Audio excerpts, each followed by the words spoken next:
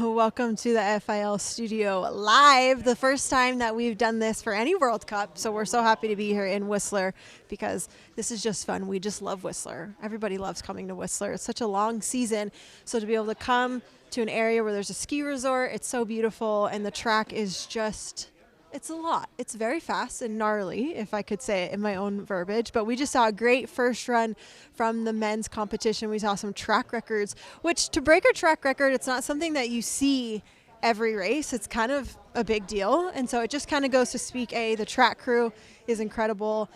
The ice is hard and it's fast, and it's also just really cold here. So weather plays a lot into the track conditions and how it goes. But we had our commentators, John and Tristan Walker. They commentated a great show for us. John, what are your thoughts after that first run? What did you see? Well, Wolfgang Kindl, who I always refer to as a jockey, the way he's built, small but very powerful. To me, he had the best run until the last, come out of the finish curve going uphill, and I'm sure you saw it too, Tristan. If he didn't hit that wall, I think he would have been the leader. Absolutely. We're only looking at 0.03 of a second difference between Felix Locke and Wolfgang Kindl, so it should be really close if Kindl can get out of 16. If he has the exact same run and can get a nice clean shot up out of 16, he's going to make it maybe make it difficult for Felix there, because I didn't see much in Felix's run that he could have done better. Yeah, and the big difference was Kindl was 600ths behind at the start for Locke, and he was the slowest starter, the 10th best start of the top four guys. Tucker West was in fourth, really close to have a chance to a medal. He's about 600ths out of that podium, but the Kindl didn't have the great start. He didn't have the great finish, but he's only a couple hundredths out of the lead. It just goes to show the sliding skill. It's possible to make up for deficiencies on the start, and you see there from a 10th place, and deficiencies, it's still a 10th place start is still a strong start, but to be able to be starting at 10th place and then clawing your way up to almost in the lead it just goes to show that it's not no one's really a one-trick pony with the sport of luge. You can be a fast starter and lose it down the track, which is often what I did in my career. But there's many ways to the podium for sure. So our Kate up at the top of the track. Kate, she's had a little experience on this track. Kate, you had a few accidents. Well, I have a question for your expert commentator next to you. So for Tristan, you've slid here many times. So when we talk about tenths, hundredths, thousandths, I mean, to make up a few hundredths on this track, is that hard to do? Is that easy to, fill in the viewers on the reality of a hundredth of a second? Well, a hundredth of a second is, I'm intimately aware of the hundredths of a second. In 2014, I was fourth place, just 500ths of a second off the podium, and I've thought of very many ways since then of what could have made up that 500ths of a second. So it, especially when you see something like Wolfgang's exit of 16 there, that was a pretty big mistake, pretty big sideways across uphill across the finish line, and I would bet that that's at least worth that 300ths of a second to the podium or to the top of the podium there. In bobsled we say 100th behind at the top of the track is 300ths at the bottom. Is that the same for luge? It's not quite as because of the drivability of the sleds and the precision, the little bit higher degree of precision that the luge has than bobsled. I would say that it just goes to show here again, Kindl starting from 10th place and moving up to what very well could have been a first place run without that little skid across the finish line there. Kate Hansen, you saw all those athletes getting off their sleds. Tell us what you thought about, whether people confused, the confidence. What'd you see up there, Kate? I mean, I think luge is luge. When I was here for the training this week, athletes would get off the track and they'd be like, well, that's sliding. And sometimes it's just a wild ride, and sometimes you feel incredible. So I think that's the beauty of sliding sports, is it's just different every day. The weather's different, and you'll never have a perfect run, as much of a bummer as that sounds, but that's the beauty in it, is that you're always just trying to be faster. So I think it's always mixed reviews. You always get someone who's really stoked, and then you always get someone who's just a little bummed, and then you get people that are a little scraped up and they hurt. So I think it's a full bag of tricks up here. But I have to introduce. We have some. Are we both joining or just? I think both. Yes. Okay, just one. We'll have you for the women's race. Okay, perfect. Okay, Mama Mazder. Yes, I have a very special guest. This is Chris Mazder's mother. I mean, a legend fan, and then your son is a legend in the sport. So where did you travel from to be here? We traveled from Saranac Lake, New York, to be here. That's true. That's true fanship. So I know Chris has been, if he's going to keep sliding, he's here now. He's only had a few runs, but I got to say, he's just out of top 10. That's so exciting. He loves being here. He loves to slide here, and we love to cheer him on. It's, as a mom, I just love to see him doing something that really he enjoys. So I need to ask, how did we get into this whole mess? Like, how are we here together on this finish deck? How did Chris get into this? Okay, so yeah, we're here we've got times. People are watching. They want to know. You know how for the Olympics they have P&G and they say for the moms out there? Yeah. This is your moment. Okay. This is for the moms, and this is for everyone watching. So yes, tell us about Chris. All right. So he was a pretty energetic young man as a kid, and we lived in a neighborhood where there were like 7 boys from ages 10 down to 7. So we were all looking for something for them to do in the winter. So Lake Placid had 2 tracks at that time. They had the luge track and they had the bobsled track, and they were trying to find ways to use it off season. So Lake Placid partnered with McDonald's to do a winter of bobsled and luge for kids. So every Friday we signed up, and we lived an hour away. So every Friday we would pack 7 boys from like 3rd grade, 4th grade, and 5th grade into the car. Friday night we would drive to the sliding center there, and they would get a Happy Meal with French fries. Needed. And they could do, then they had an hour of doing bobsled or luge. And all the boys wanted to do bobsled.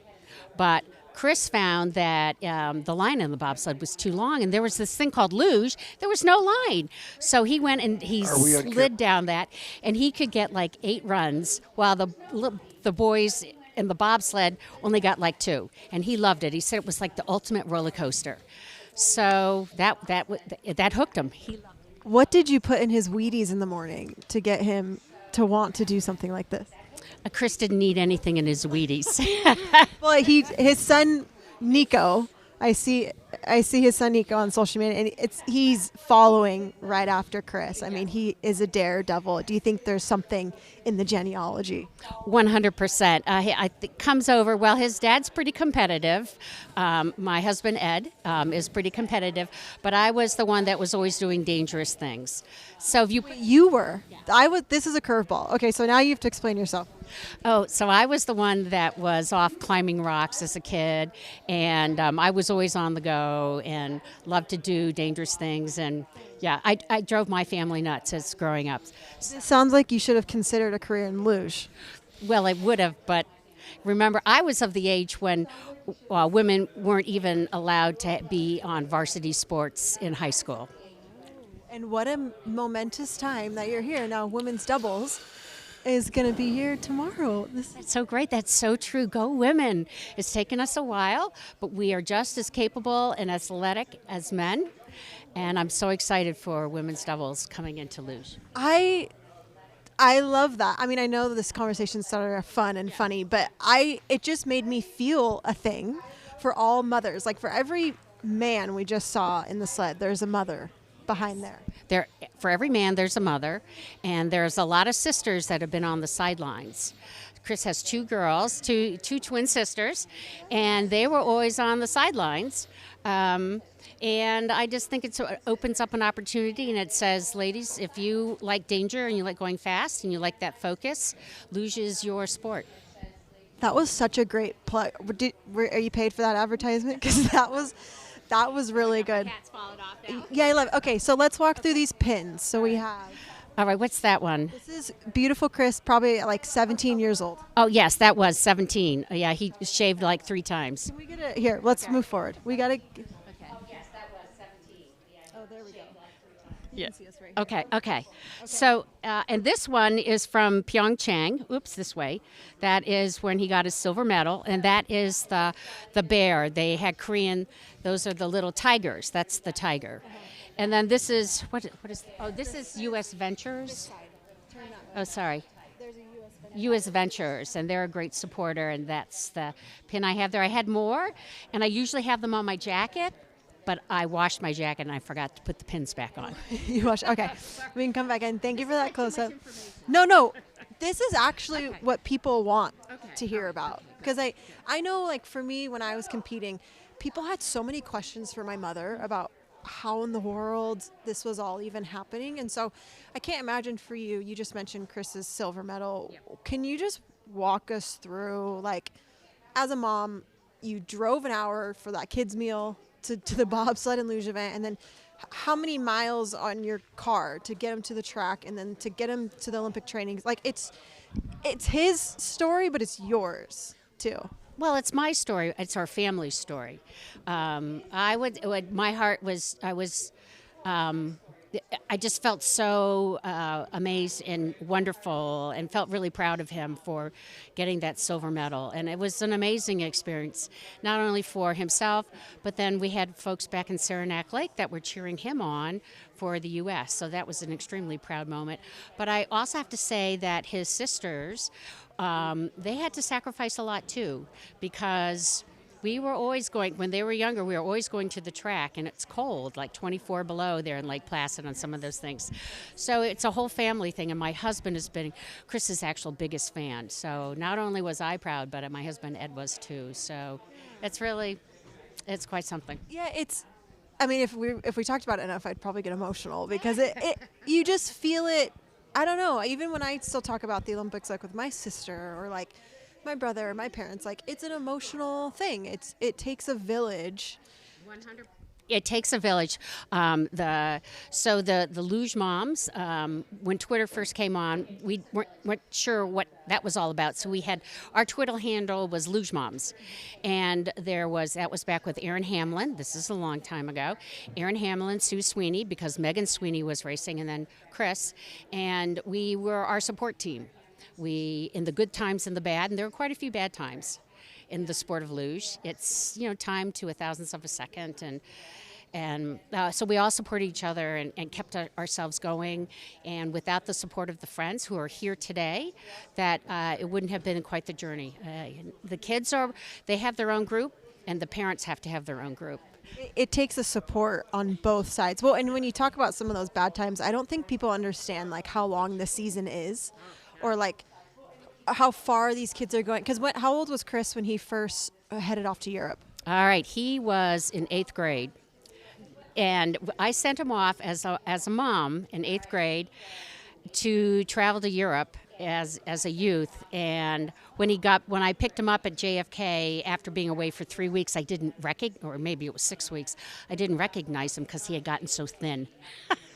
Gotten thin, which is opposite of what they try and do in the sport. Was it just the food, or why? It was his first time away, and he was with all those older kids, and I think it was he enjoyed it, but it was a lot for him. Yeah, so he was 12 when he first started traveling, and now he's 34. Wow. Yeah, I know. I feel that.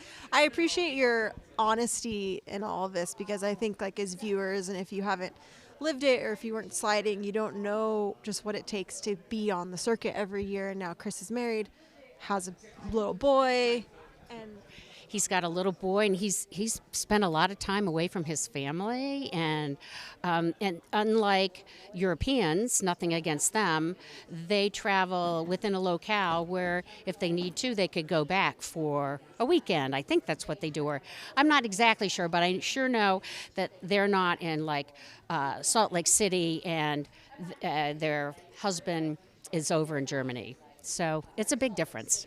It's a lot. Well, thank you so much for spending time with us. Also, thank you for just coming to all the World Cups in North America. We love Luge so much. We love cheering on all the athletes.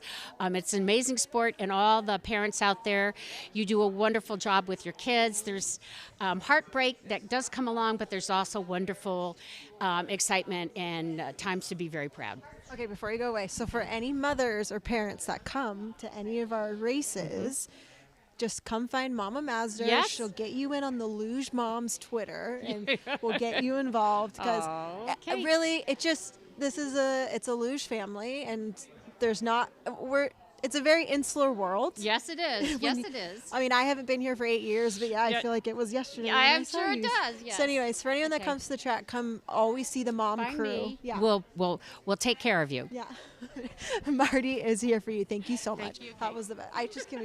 That was so good. Thank you. You're welcome. And Chris, we'll give him the juju to get into the top 10. We got one more run. Wow, that just warmed my heart. I think I just got word that John and Tristan are not in the booth, so I don't know. They left me hanging for a little bit. But last week was a big weekend in Innsbruck. It was the season opener, and it's always a big deal when the Luge season starts. These athletes, they train all summer. I mean, I know when you guys watch, it's just one run and second run and it's so fast, but they actually spend the whole summer building their sled. They're weightlifting. They're trying to put on as much weight as possible. So that season opener is a big one. So the last week, it was in Eagles, Austria. A lot of the athletes are familiar with the track, but it was a blowout from the Austrian team. It's never been done before. We've never seen anything like it, so I don't know. I mean, the Austrians found the speed secrets at that track, but here are some of the highlights in case you missed it. A brand new season on the Eberspecher Luge World Cup opening this year, as it does so many seasons outside of Innsbruck, Austria, at the great track in Eagles. It was a memorable weekend for the home country of Austria. This is men's doubles, and the team of two former singles sliders, Yannick Müller and Armin Frausche, took the lead, moving up from 7th place. Now in second after the first run, a young Austrian team, Gott and Schoff, looking for their first ever World Cup victory. They needed to be perfect. They were perfect. As they crossed the finish line, 800ths ahead of their teammates. It was Austria 1 and 2, Germany 3 and 4, but one sled remained. The Olympic bronze medalists and several-time World Cup winners, Stoy and Kola, dominated the World Cup the last time it was held here on their home track. Stoy has come back from several injuries, and they are certainly among the best in the world week in and week out, but this was week out of sorts as they fell behind Gott and Schuffs. All the same, there was plenty to cheer about in Innsbruck as Austria swept the podium 1, 2, and 3. Moving on now to the men's singles competition, and if you think 1, 2, 3 is good, how about 1, 2, 3, 4? That was the situation with Wolfie Kindle leading the way. Kindle, a two-time world champion back in 2017 on this track. Hot off an Olympic bronze medal in his last international race. Kindle crosses, holding up the number 1 as he led the way. Then it was Jonas Müller. Müller, also a World Cup winner on this home track of his several seasons ago. Big crowd on hand to celebrate out of the Kreisel. And then when he negotiated through 8 and 9 and down to the lower labyrinth and across the finish, it was not enough as Müller falls just behind Wolfgang Kindl. Austria guaranteed the podium at this point, but who would be the winner? Nico Gleicher.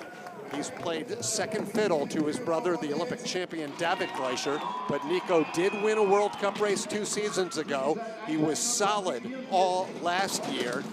Could he make his way to the top of the podium? Yes, he does. 139.283 in front of his brother, in front of his parents, Gerhard and Sabine, cheering in the stands. And Wolfgang Kindl on the podium will hold up 4 fingers to represent a 1, 2, 3, 4 Austria domination.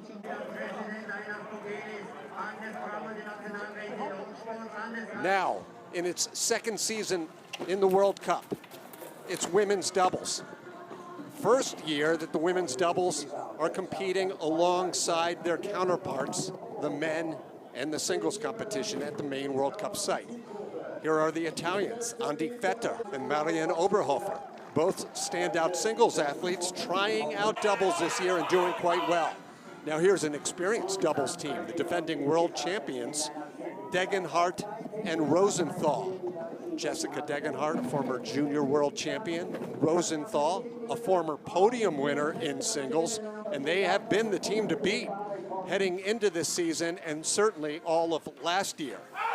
But they would be beaten this year because the home cooking continued for Austria. Selina Egler and Lara Kipp. They led after the first run. They ended up putting down the fastest time in both heats. Selina Egler, another singles/doubles competitor, wins her first ever World Cup race alongside Lara Kipp. A look at those results, while the Britcher Sweeney team and Stramatraru of Romania also represent singles athletes that are doing double duty this year. Speaking of Sweeney, Emily Sweeney of the United States in the first women's singles race, AN, meaning after Natalie. Natalie Geisenberger, the greatest of all time, is at least taking this year off. She was on hand to watch the action, and in the sunshine, the American is in the lead with 2 remaining. They are 2 formidable athletes who have won most of the races not captured by Geisenberger over the last couple of years.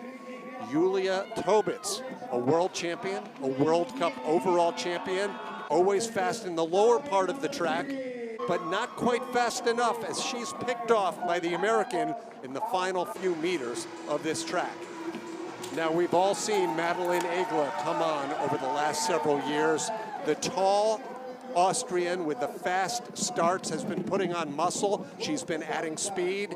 Add to that a home track where she was clearly unbeatable all weekend long. Madeleine Egler, who just missed out in the World Cup overall last season, starts this new year on a high note as she wins Austria, USA, Germany, leading the way and making up most of the top 10.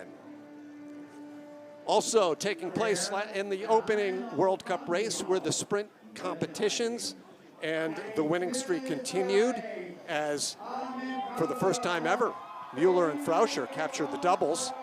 Selina and Lara make it a double header in women's doubles as they win for the second time this weekend. In the men's singles, it wasn't a sweep, but it was Nico Gleische winning again ahead of the world champion Kindle. And finally, in the sprint women's singles, that title goes to Madeleine Egler, again taking it over Sweeney and Tobits. If you've been doing the math, 8 races, 8 gold medals for the home country of Austria.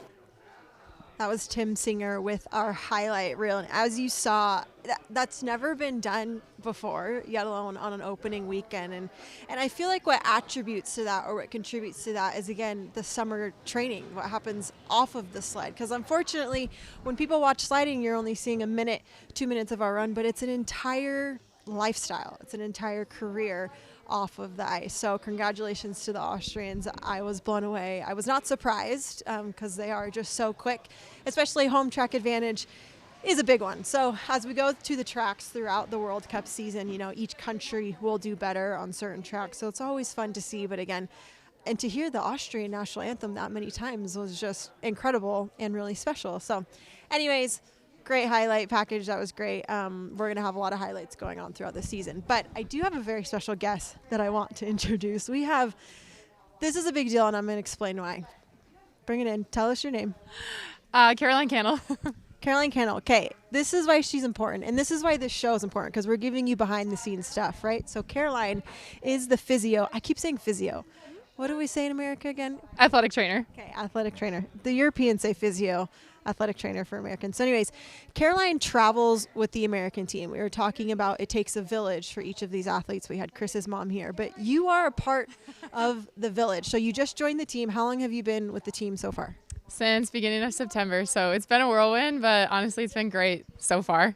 Okay, yeah. If you were to describe in just a few words being on tour, what is that? Wait, say it again. A Sorry. few words of being on tour with the team. Like, give me 3 words. You can think about it. Yeah. What would you say? Crazy. Loving. Family. Honestly.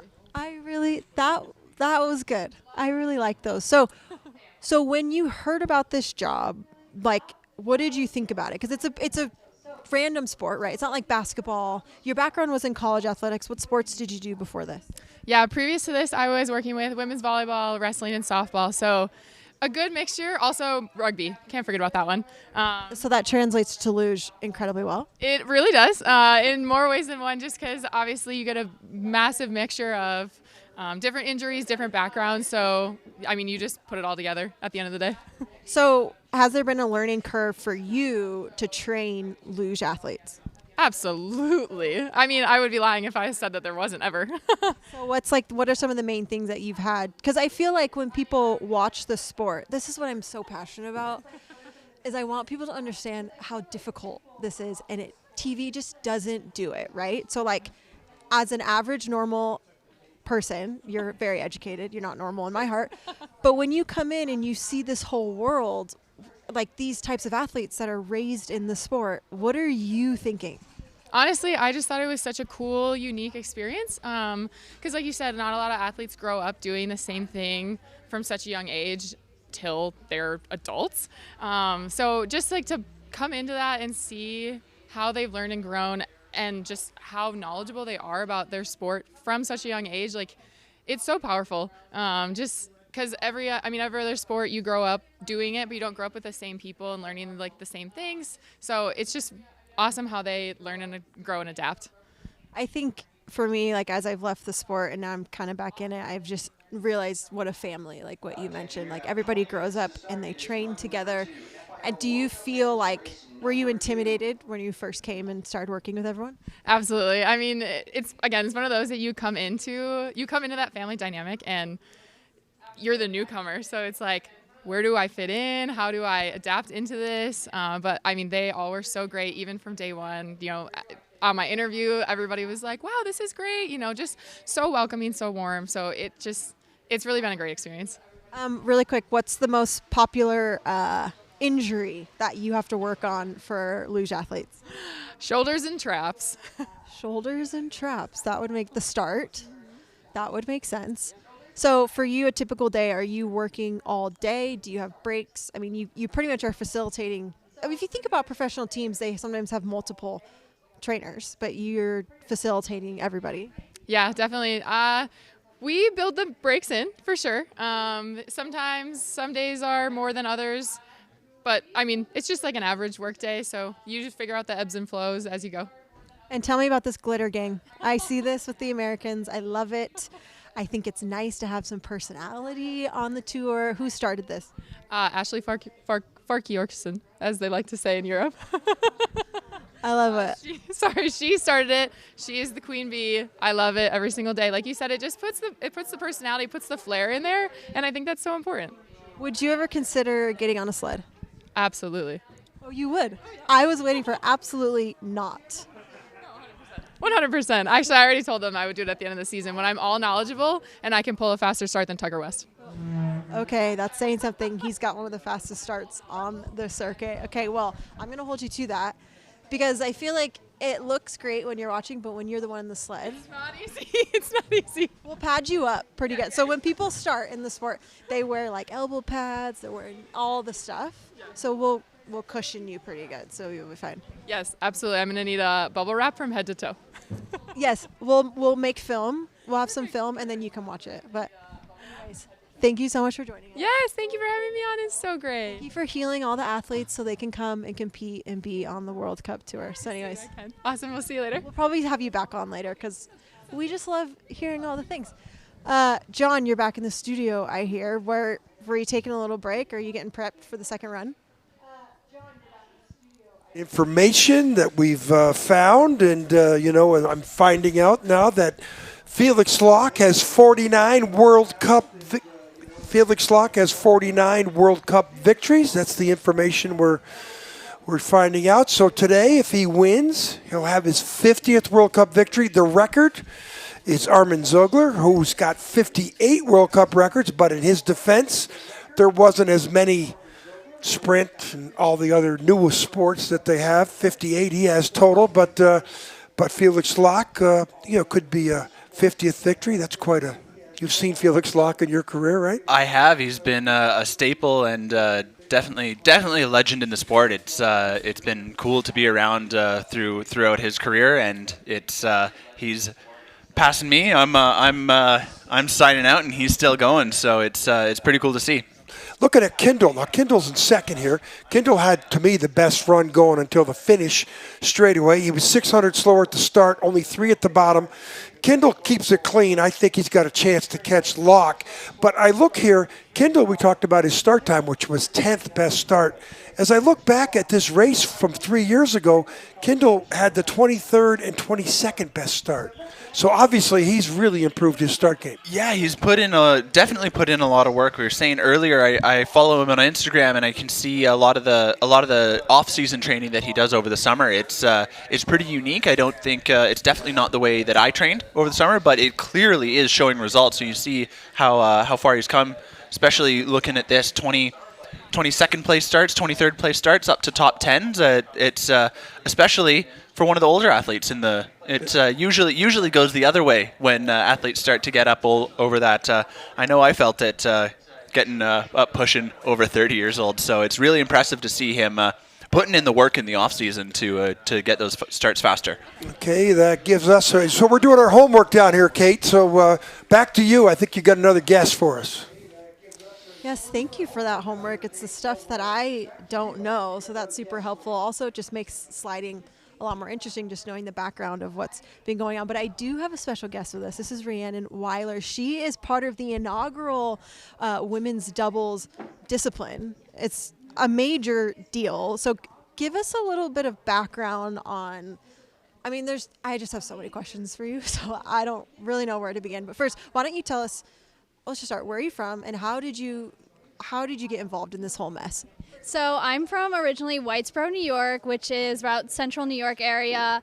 Basically, that's kind of the area where Olympic bronze medalist Erin Hamlin's from, and her mom actually works in the same school as my dad, and we have in the U.S. a recruitment program called the Slider Search.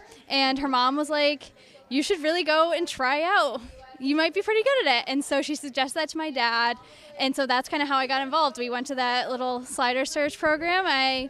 And then I kind of made the team from there and progressed through the levels. Wait, hold. Were you doing other sports? How did this woman see Olympic glory in you? What was that? I had a background in gymnastics. I did gymnastics pretty much my whole life up until I was about 12, 13 years old.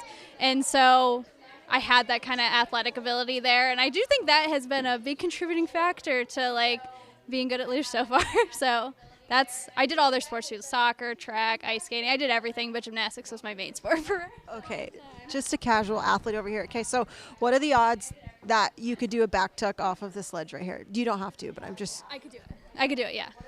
Okay, that's been my dream. Another time I'll show you. Okay, another time when it's not icy right here. It's been my dream to be able to just pull a back tuck, so I'm in awe. That's a big deal. So, okay. Also, you just listed a bunch of sports, and I think that's an interesting part of sliding is people don't realize how difficult it is to get the sled down the track, and they assume that they're not very athletic athletes. So explain how all of that transfers into luge, because when viewers see this, they're just seeing that people are just laying down. The start is a huge, huge athletic component. You're using your whole upper body, your core, everything is being worked at the start. And then you think of also just the mental preparation that comes into it. It's such a mental sport as well. Yes, you drive and it doesn't look like you're doing a lot, but mentally behind the scenes, it takes so much. And so I think having an athletic background where you're doing different things and competing is a huge, huge help for especially younger athletes, just getting that exposure early on. That's also one of the more frustrating parts is like the better you are, the easier you make it look. So I remember when I was competing, I would come home and people would be like, "Are you even doing anything on the sled?" And I just would be like, "You want to fight? This is so difficult and hard to do." So tell me about doubles. How did you, because when you started, well, how old are you? I'm 20. Okay, 20. You have your whole life ahead of you. Don't worry. When you started sliding, how soon was it that you switched to doubles? And how did you, and it wasn't even a discipline then. So like that was a major leap of faith to like switch completely to, can you walk me through that? So I did singles for about 1 year. So I pretty much was very new to the sport when it came out. And I think there was kind of rumors that women's doubles would be in the youth circuit. So I think they were kind of preparing. We actually had a coach sit us down. We made 3 teams. And so I was put with Maya right off the bat, and we had 2 other girls teams also at the time. And then we went to Park City, and it was all 3 teams, first time ever doing doubles. So we were all, I think I was about 15 at the time, Maya was 14. And so we went from actually the tourist start, which is in entrance of curve 11 there. So we were basically like going so slow at the time, but I remember the 2 of us getting on the sled for the first time and just absolutely laughing the whole way down. It was such a weird thing. It is a weird thing to get into doubles. It's a little different than singles. I don't see anything really, but honestly, it was probably I didn't know at the time when we committed to doubles that it was even going to be included in the World Cup thing. We kind of were just like, this is fun. We want to do it. And so that's kind of been our main reason. It was fun when we started, and so we've been having fun since. And so I was asking you about training here in Whistler. So it's fun when you started. Has it been fun this week? This week has been a little bit of a challenge. Some little scary runs here and there. And I mean, that it happens though. We're moving up to a new start. We don't have a lot of experience with the track. And you do have those times where it's not as fun. But I mean, you have another person to work it through. Like at the end of the day, we come back, we'll laugh about certain things. Like, I mean, we have a video of us absolutely just eating it from this week. And it's funny to watch it back. It's good to have those things. And you know, if maybe this weekend isn't our best, we'll be back another time and hopefully it'll be better. So all it is just learning, and it's exciting to learn new things, go to new places. So whatever it is. You're a brave soul. So when you talk about crashing, where's your biggest ice burn currently? Right here. I have some orthoplast to protect me, but I do have a bruise right there. I do think also ice burn is one thing that you can't really convey through the camera. Can you give your best description of what it's like to have ice burn? It just hurts. It hurts when you have your shirt on. You can't wear long sleeves without it hurting. It just burns. It's not fun. It's kind of like when you let's get really graphic here because this is important. Let's give justice to the sport. When someone tips over or they crash, imagine like sandpaper, like low grit sandpaper just going foo, foo, foo, foo, foo, foo, foo. And then imagine someone giving you like 10 dead arms, and then the whole world gets to see it. Anyways. Black and blue arm. I mean, I have pictures, especially when I was younger, just covered in bruises. So, and then you have to go back, and like people are like, "Why do you have bruises on your arms?" Yeah. Luge.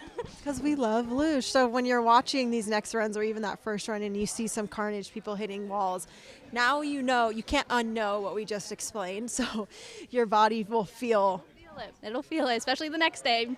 Always day. Well, next week we are headed to Park City, which is, would you consider that home track or would you consider Lake Placid a home track? As of now, we have so much more training in Park City, so I think Park City definitely has more of a home track field than Lake Placid right now. And what are you feeling going into it? Are you excited? Are you nervous? Are you going to have friends and family there? I mean, how do you prepare for this? I'm pretty excited. My parents are going to be out there, so that's exciting. There's a little bit of extra stress because it's your home track and you want to do well and, you know, your family's there, but I'm excited to see them. I haven't seen my parents since probably end of September, so I mean, I talk to them every day, but it'll be nice to actually have them there. They haven't seen a race of mine since Youth Olympics, so that was 2020 before COVID, so it'll be good to have them there. Wow, well, cool. Thank you so much for joining us. Tomorrow you're racing. What time do you race tomorrow? I think it's like 11 something. Well, they're making history, okay, on the senior circuit. They're making history, and you guys will be competing for the next 4 years, getting ready for Milan Cortina. So thank you for joining us. Good luck tomorrow. Thank you. You're gonna have good runs. Oh, I know. We're gonna think Mine runs, we're going to think positive runs. I'll send you all the good speed energy. I got you.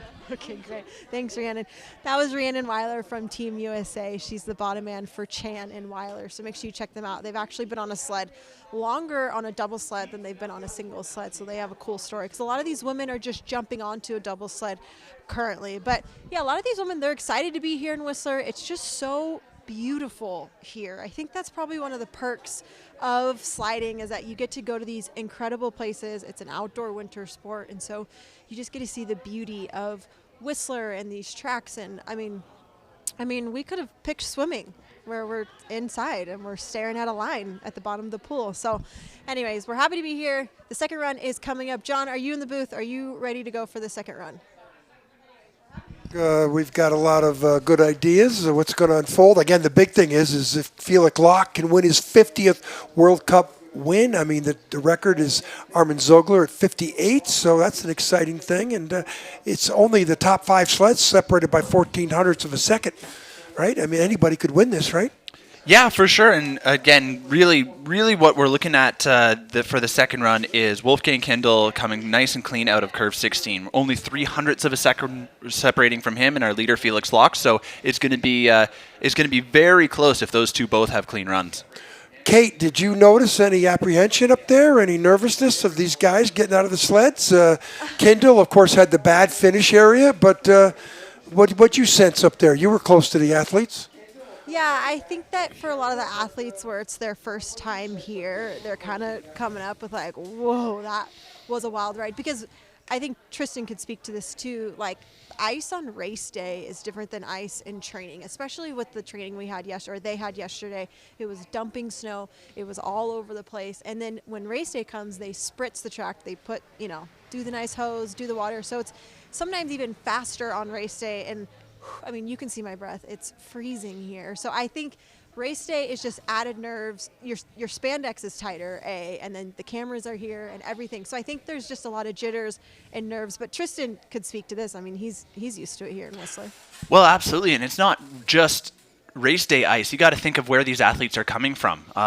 They're jumping right from the slowest track in the world in Innsbruck in Eagles in Austria there to the fastest track in the world. And if I'm not mistaken, I was looking at the conditions last week and it was a little soupy. It was well above zero. The ice was quite soft. So to jump from the slowest track in the world with slow ice to the fastest track in the world with clearly track record ice, we're seeing it's a huge jump, and that's definitely going to be in the talking to the athletes at the beginning of the week, saying that wow, that we're going a lot quicker here. Well, we got about 2 minutes to go to the first sled, Kate. We'll look forward to talking to you at the end of the race. Amazing. Thank you, guys. Thank you for the insight. Thank you for doing your homework. We love all the insight and what's going on with these races, and Felix could potentially pull out that 50th win. So it's been a lot of fun here with the FIL Studio, but we've got races the whole weekend. So we'll be here. We're not going anywhere. We're going to be talking to everyone. We'll be talking to fans. So if any of you that are watching, if you're coming to any future World Cups, come find us, come talk to us. We want to get you live. We want to get all the behind the scenes of these Luge World Cups. So let's have a lot of fun. You're going to have to swap over to the next channel to watch this second run for the men's race, and we'll see if these guys can pull it out and have some clean runs. Thanks for joining us, guys.